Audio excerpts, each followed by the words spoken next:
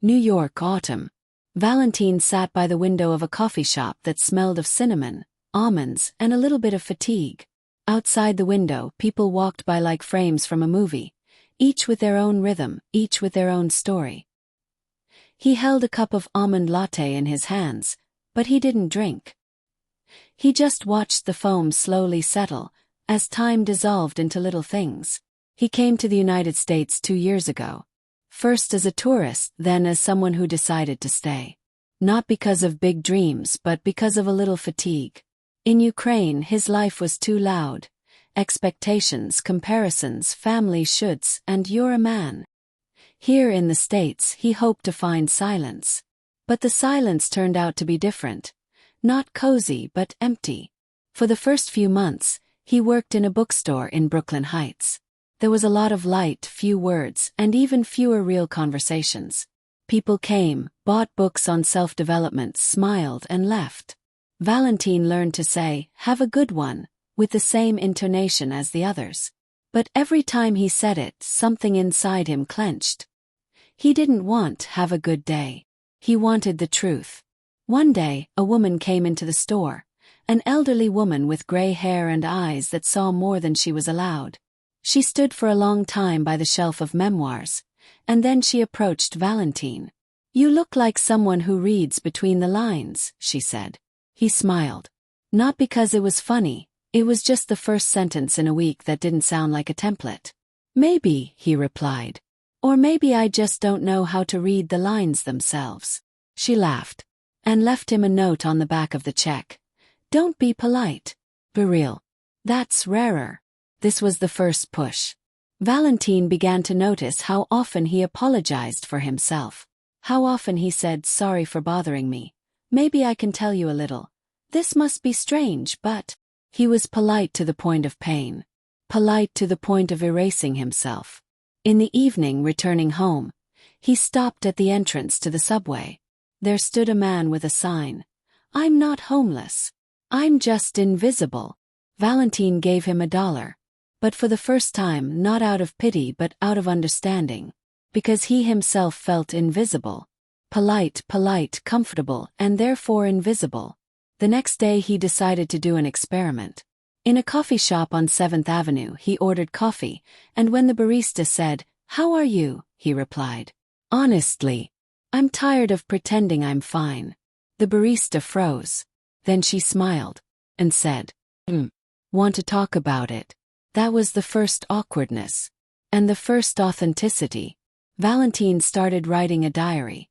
Not for publication, not for likes. Just for himself. He called it Thing Number 13. Because as a child he was told that the number 13 was unlucky. And he decided to make it his own. As a symbol that awkwardness can be happiness.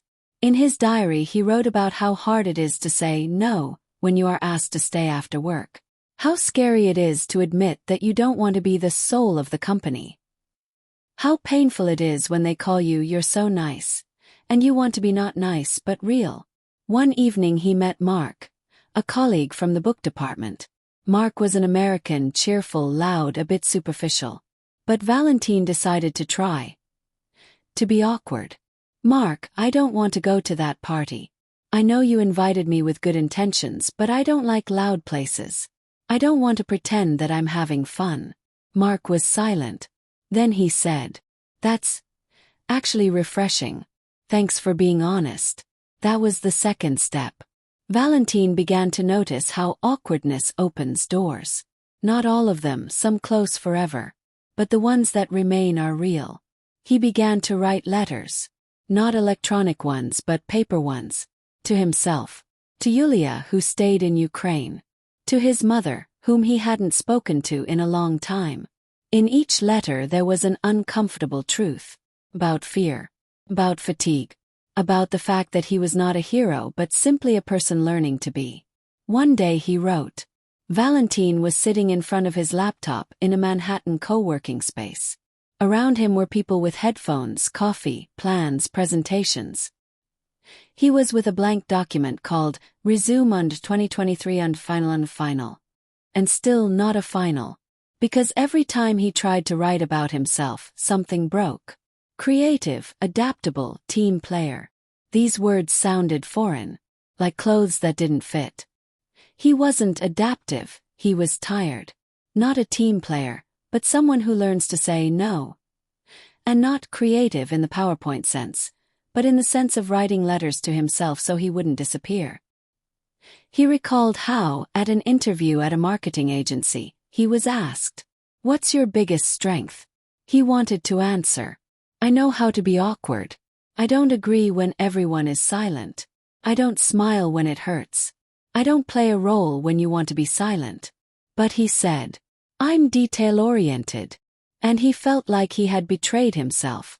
After that interview, he walked for a long time along 6th Avenue, listening to the voices of the city. Someone was shouting into the phone, someone was playing the saxophone, someone was just silent.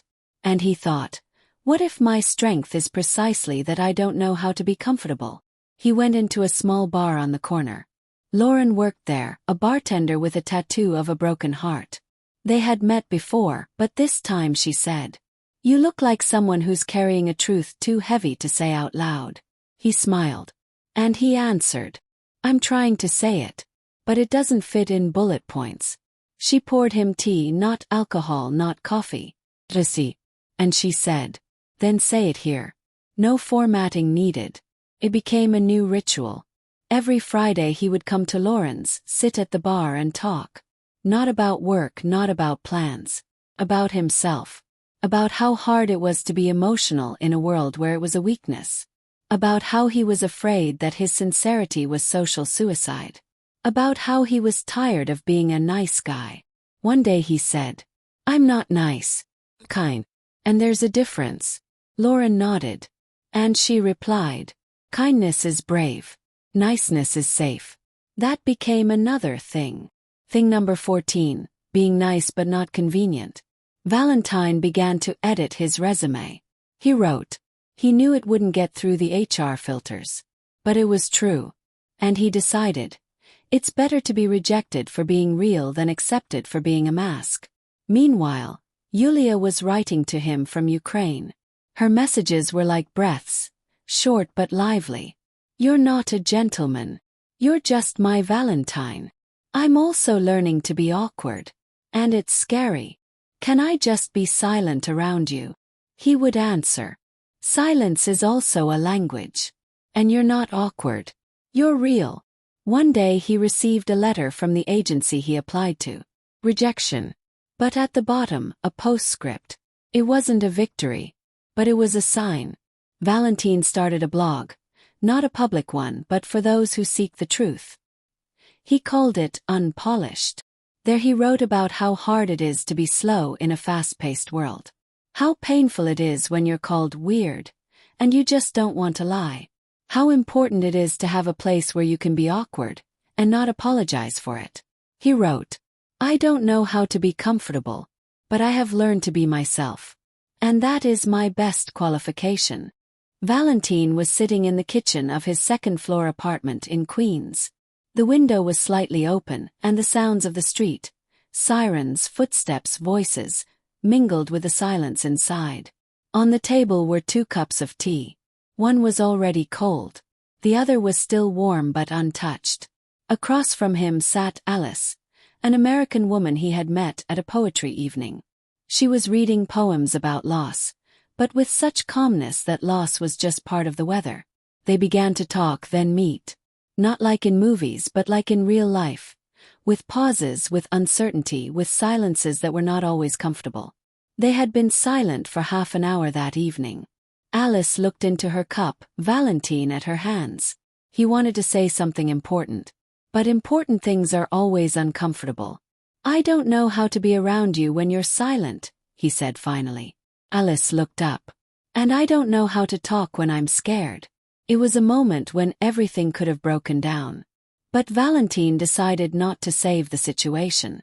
Not to smooth it over. Not to say, everything is fine. Because it wasn't fine. It was honest. "You don't have to love me," he said. "And I don't have to be comfortable for you to love me." Alice was silent. Then she said, "That's the most honest thing anyone's ever said to me." They didn't hug. They didn't kiss. They just sat. And that was closer than any touch. The next day, Valentine wrote in his diary.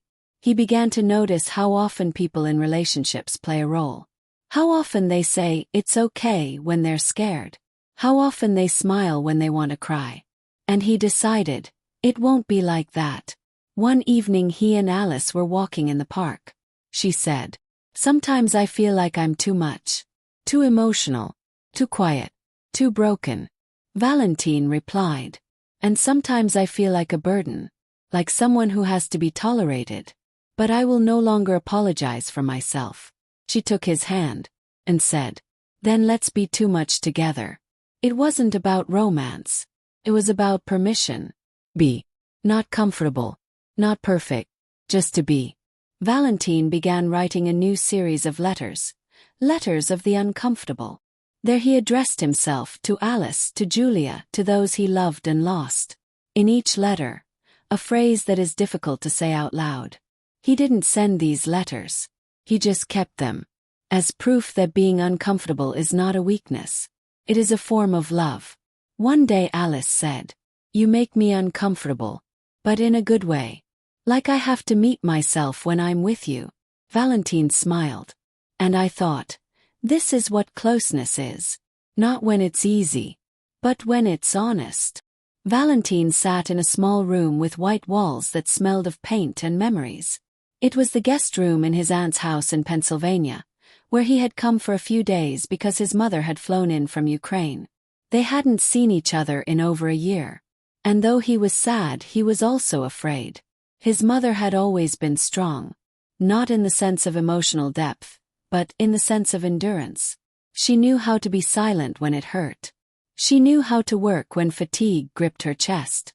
She knew how to say, "everything is fine," when nothing was fine. And she wanted her son to be the same. "You've lost weight," she said when she saw him. "You eat normally, right?"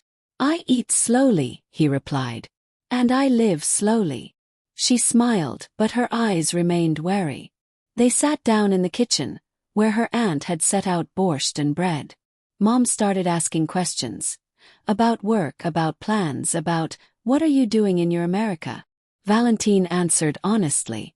But each answer was like a stone in water. It didn't sink, but created waves. "I don't work in an office." "Right. And I'm learning to be myself. And money. And stability. I chose instability because it's real." Mom was silent. Then she said, "You've always been strange. But I thought it would pass." Hurt. But he didn't back down. "Mom, I'm not strange. I'm just uncomfortable. And I'm not going to apologize for it anymore." She looked at him for a long time. Then she said, "I just want you to be okay. And I'm okay when I'm not pretending." This was a conversation they should have had many years ago. But there were no words then. There was only silence, hidden under "You're a boy, don't whine, be strong." Valentine went outside. Autumn was quiet, like a pause after a difficult dialogue. He sat down on a bench and wrote in his diary. The next day his mother came up to him while he was drinking tea. "I don't always understand you. But I see that you live for real. And maybe that's more important than stability." He didn't answer. He just took her hand. And it was more than words. After this meeting he wrote a letter to Julia. "I told my mother that I was uncomfortable. And she didn't run away. Maybe being uncomfortable is not the end, but the beginning." When Valentine showed up to a co-working colleague's party, he already knew he would be silent. Not because he had nothing to say, but because he didn't want to say what he didn't feel. The party was in the style of networking with wine. Lots of smiles, lots of "what do you do?" Lots of "oh, that's interesting." But nothing real. He stood at the appetizer table, holding a glass of wine he didn't like, and listened as people discussed new startups, podcasts, trends. Someone approached him. A guy named Jason, with a shiny watch and an even shinier smile. "So what do you do?" Valentine replied, "I try to live slowly. And write about it." "Oh, like mindfulness stuff?" "Not really. More like emotional honesty. And resisting the pressure to be impressive." Jason smiled. but his eyes were already searching for someone else. Cool, man. Well, good luck with that. And he left. Valentine was left alone. But not alone. Because he hadn't betrayed himself. He went out onto the balcony. There stood a girl, Sarah, with whom he had once worked on a project. She was smoking, looking at the city, and silent. You don't like these things either? He asked. I come for the silence between the noise, she answered. They stood side by side. And it was more than any small talk. The next day he wrote in his diary. He began to notice how often people are afraid of uncomfortable topics. How quickly they change the subject when someone says, I'm sad. How often they say, don't take it too seriously, when their heart is already broken. And he decided he would speak, even if it scared him. In a cafe, he heard two girls discussing a friend who was dramatizing again. He came up and said, maybe she's not dramatic. Maybe she's just finally saying what hurts. They looked at him in surprise. But they didn't answer. And he didn't wait for an answer. Because he said it not for them, for himself. He started wearing a badge on his backpack. Ask me something real. Sometimes people ask. Sometimes no. But every time someone stopped, it was a real meeting. Once in the subway, a man came up to him and said, I saw your pin. So, what's something real for you today? Valentine answered, I miss someone I haven't met yet. And I'm tired of pretending I'm fine. The man nodded and said, me too. It was the shortest but most profound conversation of the week. Valentine wrote in his diary, inconvenience is not a flaw. It is an invitation. If I tell the truth, I do not break the rules. I create new ones. 542.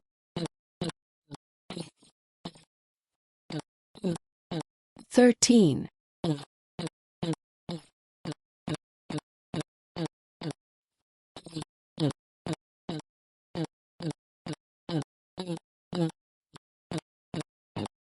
Small talk.